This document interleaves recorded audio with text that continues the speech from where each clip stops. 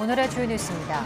최신 대규모 언어 모델 제미나이를 탑재한 구글의 인공지능 챗봇 바드가 한국어를 비롯한 40여 개 언어로 서비스를 확대했습니다. 바드는 지난해 170여 개 지역에서 영어로만 제공돼 왔지만 서비스 언어 확대와 함께 서비스 지역도 230여 개로 늘어났습니다. 온라인 아동 성착취 등 SNS 유해 콘텐츠에 대한 빅테크의 책임을 묻는 미 청문회가 열렸습니다. 메타의 마크 저커버그는 성착취 피해자 가족에게 공개적으로 사과했고 틱톡 CEO는 어린이 안전과 보호에 올해 20억 달러를 투자하겠다고 약속했습니다. 오는 2050년엔 연간 신규 암 환자 발생 수가 2022년보다 77% 증가할 것이라고 WHO가 전망했습니다. 흡연과 음주, 비만, 대기오염에 더 많은 사람이 노출되기 때문이며 특히 선진국의 암 환자가 크게 늘 것으로 전망했습니다. 올해 서울 공립초등학교 임용시험 합격자 가운데 남성은 10%에 그쳐 초등교사 여초 현상이 심화하고 있습니다. 공립특수학교교사 합격자 중에서도 남성은 14.3%에 머물렀고 영유아 특수학교교사 합격자는 모두 여성이었습니다.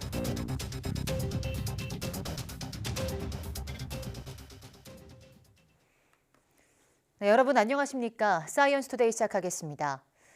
입춘을 앞두고 강원 영동 지역에서는 또 20cm가 넘는 많은 눈이 내렸습니다. 불편한 점도 일부 있었지만 산과 바닷가에는 아름다운 설경이 펼쳐졌습니다. 송세혁 기자입니다. 10cm가 넘는 눈이 내린 강원도 강릉 소금강 일대. 농사용 트랙터는 눈이 쌓인 마을길을 뚫고 주민들도 집 앞 눈을 치우느라 분주합니다. 시골에서 겨울에는 눈 치우는 게 거의 큰 일입니다. 농사일은 없지만은 눈 치우는 게 또 일입니다.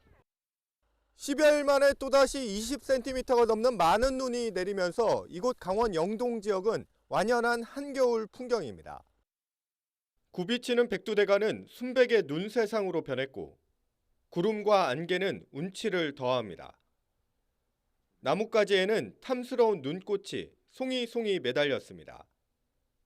소복이 눈이 쌓인 바위와 그 사이로 맑은 물이 흐르는 계곡은 한 폭에 수묵합니다.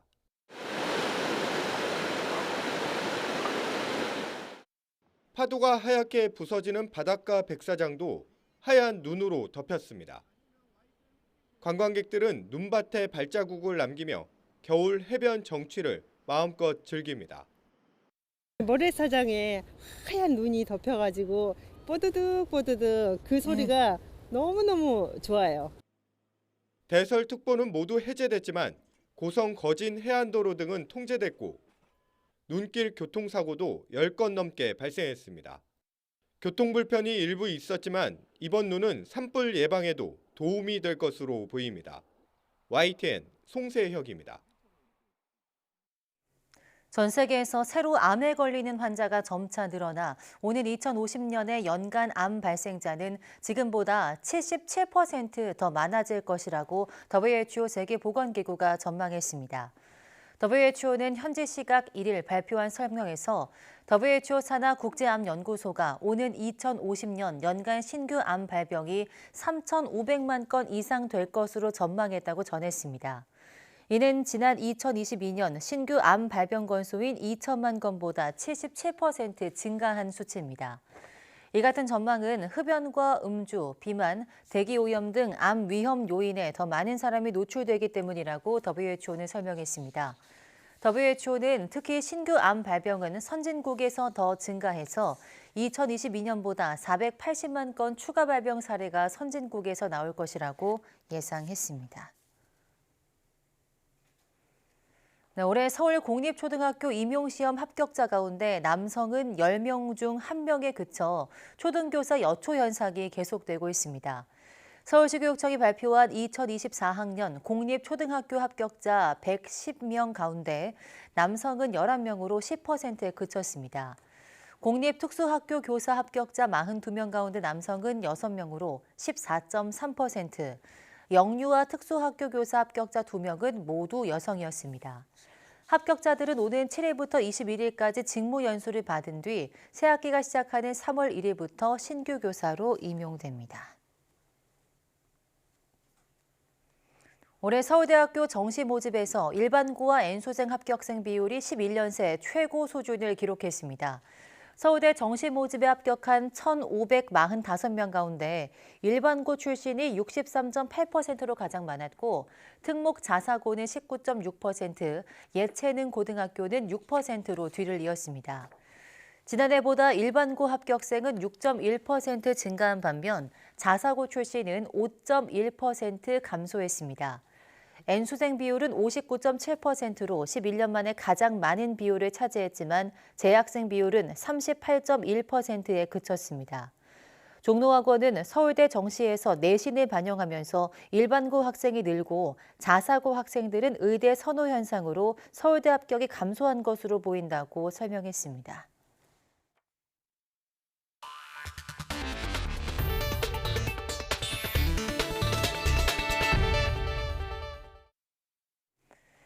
구글은 최신 대규모 언어 모델 제미나이를 탑재한 인공지능 챗봇 바드의 이용 가능 언어화 지역을 확대한다고 밝혔습니다. 구글은 현지 시간 1일부터 한국어를 비롯한 40여 개 언어와 230여 개 국가 및 지역에서 제미나이 프로가 탑재된 바드를 이용할 수 있게 됐다고 밝혔습니다. 이번에 확대된 언어에 프랑스어, 독일어, 일본어, 중국어 등도 포함됐습니다. 바드는 지난해 170개 이상 국가 및 지역에서 영어로만 제공돼 왔습니다. 페이스북과 인스타그램을 운영하는 메타의 CEO 마크 저커버그가 미국 상원 청문회에 출석했습니다.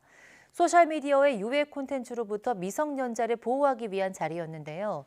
저커버거는 가족을 잃은 가족들에게 머리 숙여서 사과했습니다. 기정훈 기자입니다. 미상원 법사위 청문회는 피해자와 피해자 가족들의 증언 영상으로 시작했습니다. My son Riley died from suicide after being sexually exploited on Facebook.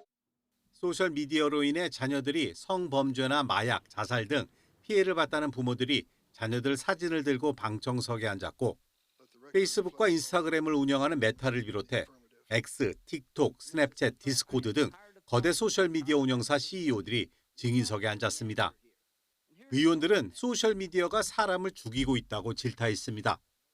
When we had cigarettes killing people, we did something about it, maybe not enough. You're going to talk about guns, we have the ATF. Nothing here.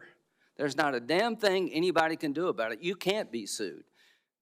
특히 세계 20억 명이 사용하는 페이스북과 인스타그램의 모기업 메타의 CEO 마크 저커버그가 집중포화 대상이 됐습니다. 37% of teenage girls between 13 and 15 were exposed to unwanted nudity in a week on Instagram. You knew about it. Who did you fire? 쩔쩔매던 저커버그는 갑자기 일어나더니 뒤로 돌아 방청석의 부모들에게 사과했습니다. I'm sorry for everything that you all terrible. No one should have to go through the things that your families have suffered.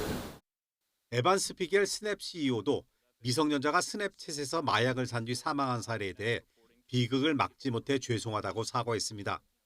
슈시오스 틱톡 CEO는 어린이의 안전과 보호를 위해 올해 세계적으로 20억 달러를 투자하겠다고 했고 린다 야카리노 X CEO는 피해자가 소셜미디어 기업을 고소할 수 있도록 하는 아동 성학대 방지 법안을 지지한다고 말했습니다. 미국에서 온라인의 아동 성학대 신고는 지난해 3,600만 건으로 사상 최고치를 기록했고 페이스북에서만 2천만 건이 넘었습니다. YTN 기정훈입니다. 한국형 초음속 전투기 KF-21 개발과 관련해서 한국항공우주산업 카이에 파견돼 근무하던 인도네시아 기술자가 미인과 USB에 내부 자료를 담아가려다 적발됐습니다. 방위사업청과 카이 등에 따르면 KF-21 개발에 참여한 인도네시아 기술자가 지난달 17일 정문 검색대에서 인가받지 않은 USB 여러 개를 소지하고 있다가 적발된 것으로 확인됐습니다. 카이 관계자는 이 같은 사실을 국정원과 방사청, 국군 방첩사령부 등에 통보해 현재 조사가 진행 중으로 다만 군사기밀 유출이나 방위산업기술보호법에 저촉되는 내부 자료는 없는 것으로 파악했다고 밝혔습니다. 인도네시아 기술자는 현재 출국이 금지된 상태로 미인과 USB 소지 등 보안 규정 위반에 대해선 내부 검토 이후 조치할 것으로 보입니다. 예, 지난해 유통업계 전체 매출 가운데 온라인 매출이 절반을 넘기면서 사상 처음으로 오프라인을 앞질렀습니다. 오프라인 유통업체들은 MZ세대를 위한 체험형 콘텐츠에 집중하면서 새로운 돌파구를 찾고 있습니다. 황보혜경 기자입니다. 4층부터 7층까지 책으로 빼곡한 도서관 앞에서 인증사진을 남깁니다. 반려견과 함께 뛰놀고 실내 스포츠를 즐기다 보면 온몸이 땀으로 흠뻑 젖습니다. 별만당 가서 사진도 찍고 여기저기 둘러보다가 와서 배드민턴도 치고 번지점프도 하고 여러 가지 놀이 하다 보니까 재밌었습니다. 지난달 말 경기 수원시에 새로 문을 연 쇼핑몰로 MZ세대를 겨냥한 유명 편집숍과 맛집들이 주로 입점했습니다. 가족 중심 매장에서 벗어나 MZ세대를 위한 체험형 공간에 집중한 건데 개장 이후 사흘 동안 33만 명이 몰렸습니다. 다양한 체험형 콘텐츠 그리고 트렌디한 유명 셰프들 맛집들을 구성하여 MZ세대들이 마음껏 즐길 수 있는 공간을 구성하였습니다. 백화점 업계도 공간 차별화를 무기로 미래 고객인 MZ세대 공략에 나서고 있습니다. 이 백화점을 주로 영화나 밥 먹으러 왔었는데 이런 스토어 생겨서 제가 좋아하는 캐릭터 이런 피규어 구할 수 있어서 이른바 팝업 스토어 성지로 불리는 서울 여의도 백화점의 평균 고객 체류 시간은 4시간 50분. 다른 지점보다 2시간 넘게 더 머무르는 것으로 나타났습니다. 개장 이후 2년 동안 전체 매출 가운데 20에서 30대가 차지하는 비중이 절반이 넘습니다. 소비자 입장에서는 온라인 쇼핑으로 충족되지 않는 욕구가 있는데 그게 바로 고객 경험이라고 할 수가 있겠습니다. 고객 경험을 초점으로 한 더 현대 서울 같은 경우에는 굉장히 많은 고객을 모을 수가 있었고 단순히 물건을 판매하는 공간만으론 살아남기 어려워진 오프라인 업체들이 젊은 층의 발길을 붙잡는 데 사활을 걸고 있습니다. YTN 황보혜경입니다.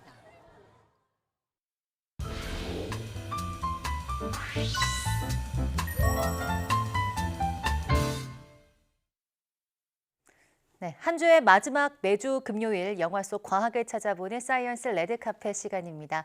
양회영 기자와 함께하겠습니다. 어서 오세요. 안녕하세요.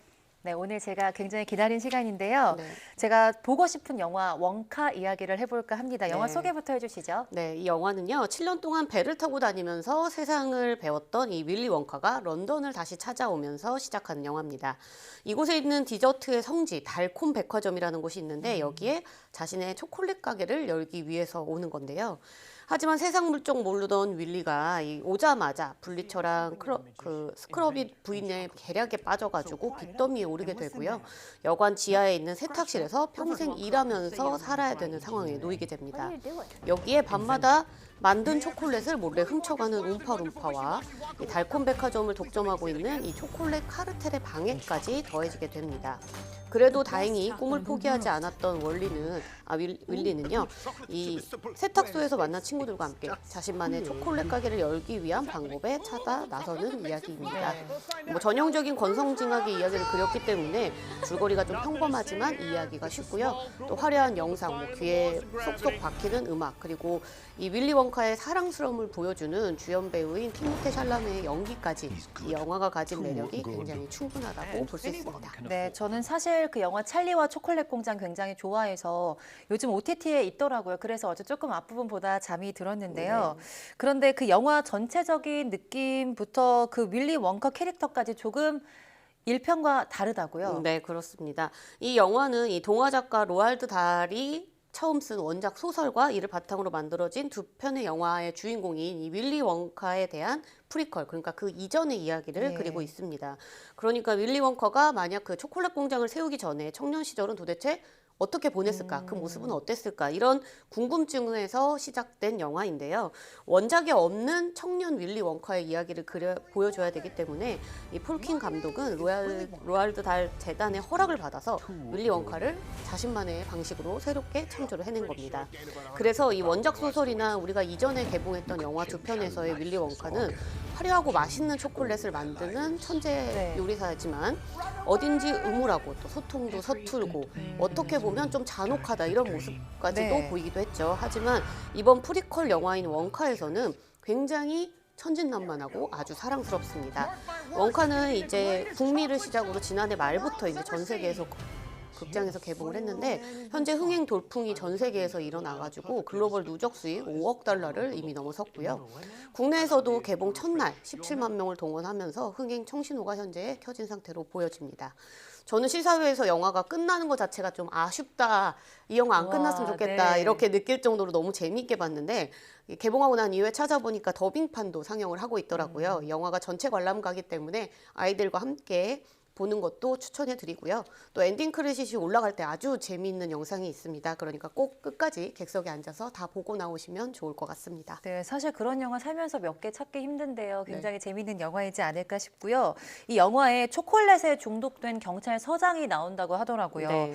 물론 그 맛만 생각하면 초콜릿 계속 먹는 거 뭐 절제하면 되지 않을까 이렇게 생각이 드는데 정말로 이렇게 중독이 되기도 할까요? 네, 그렇습니다. 이거 연구 결과가 하나 있는데 미국 미시건대 연구진에 따르면요. 이 초콜릿 중독의 원인이 이 뇌에서 분비되는 자연 환각 물질, 그러니까 엔케팔린 때문이다라는 사실이 밝혀졌습니다. 연구팀은 밀크 초콜릿을 먹인 생쥐의 뇌를 이제 관찰을 해봤는데 뇌에서 신선 조체라는 영역에 이 자연 환각 물질인 엔케팔린의 분비가 갑자기 늘어나는 것을 확인했고요. 반대로 초콜릿 섭취를 줄였더니 이 엔케팔린의 이 분비가 반대로 점차 줄어드는 것까지 확인을 했습니다. 이 신선 조체라는 부위는 운동신경을 담당하는 부위이기는 한데 만약 비만인 사람이 음식을 볼 때 음식을 자꾸 먹고 싶다는 생각이 들 때 그리고 또 약물 중독자가 마약을 발견하거나 약 냄새를 맡았을 때 반응하는 뇌 부위이기도 해요. 그래서 연구팀은 이런 자연 환각 물질의 분비 때문에 초콜릿을 더 먹고 싶은 충동이 일어나는 것이다. 이렇게 설명을 했습니다. 네, 그 또 궁금한 게 초콜릿 먹으면 이도 썩고 뭐 살도 찌고 몸에 좋지 않다는 말도 있지만 초콜릿 적당히 좋은 거 먹으면 어느 정도 몸에 좋다 이런 말도 있거든요. 이거는 어떨까요? 네, 우선 시중에 파는 일반 그냥 평범한 초콜릿들은 아주 다양한 첨가물들이 들어있습니다. 그래서 많이 먹으면 당연히 충치가 생기거나 비만을 일으키거나 할 수 있죠. 하지만 카카오 함량이 높은 아주 좋은 진짜 초콜릿을 먹게 되면 건강 효과를 조금 누릴 수 있는데요. 미국 텍사스 베일러 의대 연구팀이 33만여 명을 대상으로 이 초콜릿 소비량과 관상동맥 질환의 관계를 분석을 해봤습니다. 그 결과 일주일에 초콜릿을 한 번 이상 먹으면 그렇지 않은 사람보다 심장병과 같은 이 관상동맥 질환을 걸릴 확률이 8%나 낮아졌다고 합니다.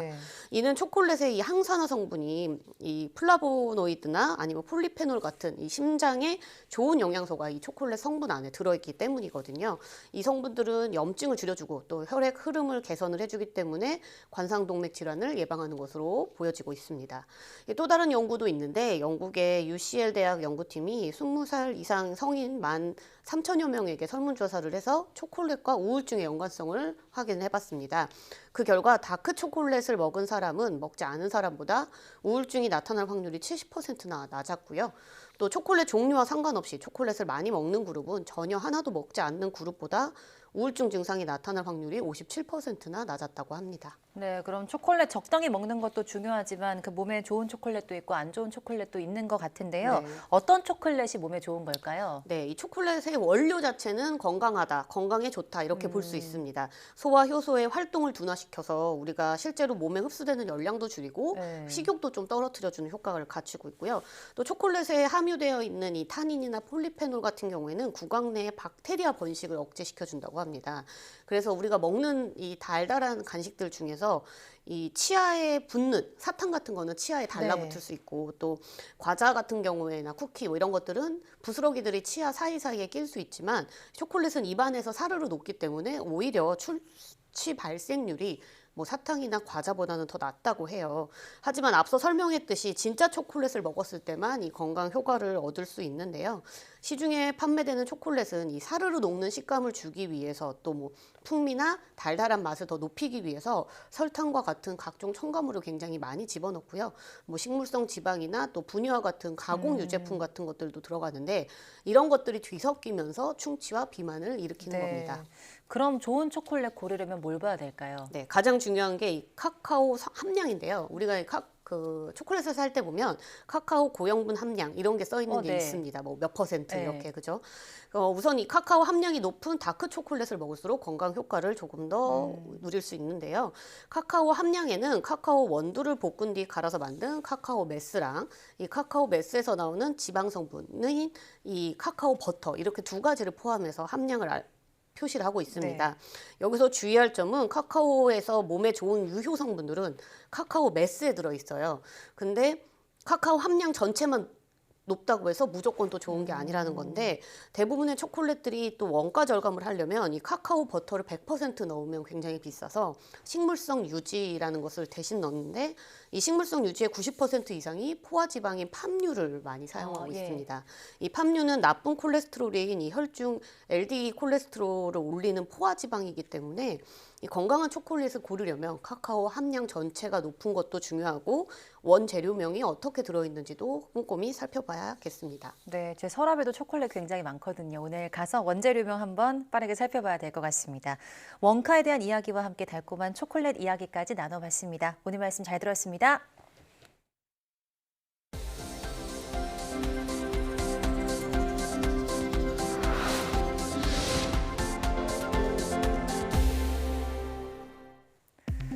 뇌졸중 후에는 1년 안에 치매가 나타날 위험이 3배 가까이 크다는 연구 결과가 나왔습니다. 캐나다 맥메스터대 연구팀은 뇌졸중을 겪은 18만 940명과 뇌졸중 병력이 없는 사람들의 의료 기록을 비교한 결과 뇌졸중 생존자는 뇌졸중 첫 해 치매 발생률이 대조군보다 3배 가까이 큰 것으로 나타났다고 밝혔습니다. 연구팀은 뇌졸중 생존자의 19%에서 뇌졸중 후 5년 반 안에 치매가 발생했는데 발병 1년 이후 5년까지는 치매 발생률이 대조군보다 1.5배로 낮아졌으나 치매 위험은 20년 후까지도 약간 높았다고 설명했습니다. 지구온난화로 해양 심해 축적된 열이 탄소 중립 이후에 다시 표층으로 방출돼 기후 회복을 방해할 수 있다는 예측이 나왔습니다. 한국과학기술정보연구원과 포스텍 공동연구진은 탄소 중립 후 발생할 수 있는 기후변화 패턴을 슈퍼컴퓨터 누리온을 이용해 세계 최초로 예측했다고 밝혔습니다. 연구진은 해양 심해에 가상으로 열을 추가하는 대규모 시뮬레이션을 진행한 결과 상대적으로 수직적 안정도가 작은 해양에서 열이 많이 방출돼 특정한 기후변화 패턴을 형성했다면서 해양의 늦은 반격으로 탄소 중립 이후에도 기후 회복이 어려워질 수 있다고 설명했습니다. 영화 니모를 찾아서의 주인공인 물고기 흰동가리가 숫자를 셀 줄 안다는 실험 결과가 나왔습니다. 일본 오키나와 과학기술대학원 대학 연구팀은 서식지에 침입한 물고기에 대한 흰동가리의 반응을 관찰한 결과 흰동가리가 몸에 있는 흰색 줄무늬 수에 따라 다른 종을 인식하는 것으로 나타났다고 밝혔습니다. 연구팀은 흰동가리들의 공격 행동 빈도와 지속 시간이 자신들처럼 세로줄이 3개인 흰동가리들에게 가장 높고 세로줄이 1-2개인 경우에는 그보다 낮았다면서 이는 흰동가리가 다른 물고기의 흰색 줄무늬 수를 보고 침입자인지 아닌지를 인식하는 것이라고 설명했습니다.